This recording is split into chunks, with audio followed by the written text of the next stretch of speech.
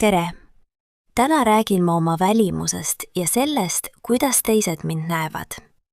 Mina olen Laura. Mul on pikad helebad juuksed ja rohelised silmad. Mu sõbrad ütlevad, et minu silmad on alati rõõmsad, isegi siis, kui ma olen väsinud. Ma olen keskmist kasvu ja üsna sale. Mulle meeldib kanda mugavaid riideid, sest ma liigun palju ja tahan end hästi tunda. Tavaliselt kannan ma heledaid bluuse ja tumedaid pükse, sest need sobivad omavahel lihtsalt. Minu parim sõbranna Kertu kirjeldab mind nii. Laura näeb alati sõbralik välja. Tal on soe pilk ja rahulik naeratus. See teeb mind alati natuke häbelikuks, aga samas ka rõõmsaks.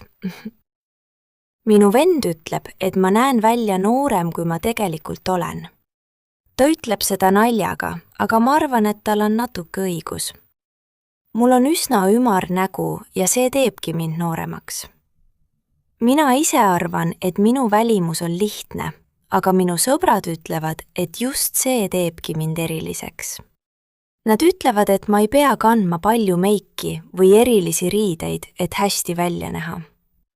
See on tore kompliment ja ma püüan seda meeles hoida. Kui ma vaatan peeglisse, siis ma näen inimest, kes on rahulik ja sõbralik. Ma näen kedagi, kes hoolib teistest ja püüab olla hea sõber.